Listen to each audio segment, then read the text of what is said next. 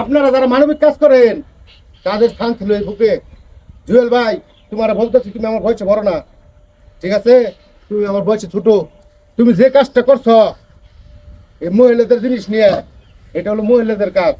কিন্তু তুমি একজন সেলিব্রিটি এবং কি তুমি একজন মানবিক মানুষ। তোমার এই কাজটা আমার মোটেও পছন্দ হয় নাই, ঠিক আছে? মহিলা মানুষের কাজ মহিলা মানুষ যদি করাইতা, তুমি তো আমার ভাই, যদি ভাবিকে দিয়ে করাইতা তাহলে অনেক খুশি হইতাম, ঠিক আছে? কিন্তু সেই কাজটা তুমি নিজে করছো। তুমি চাই না, কোথায় চাই না, কোথায় বাংলাদেশ, তুমি তার সাথে তাল মিলে চলতে পারবে না।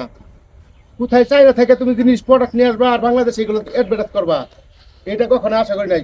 তুমি জাতির কাছে ক্ষমা চাবা, আমার ভিডিওটা যদি জুয়েলের কাছে যায় তাহলে ক্ষমা চাওয়া, কারণ এটা হলো বাংলাদেশ, এটা আমাদের মা বোনদের দেশ, ঠিক আছে? এইসব আমরা কখনোই মানতে পারবো না, কখনোই মানতে পারবো না। আর বিশেষ করে জুয়েল ভাই, তুমি যদি ওই ঘুটি ব্যস্তা তা মানুষ মাইনে নিত, কিন্তু তুমি নারীদের ইজ্জত নিয়ে টান দিছ। এইসব নারীদের ইজ্জত নিয়ে টান দেওয়া কখনোই এটা আশা করি নাই। বুঝলে বুঝপাতা, না বুঝলে তেজপাতা, ঠিক আছে?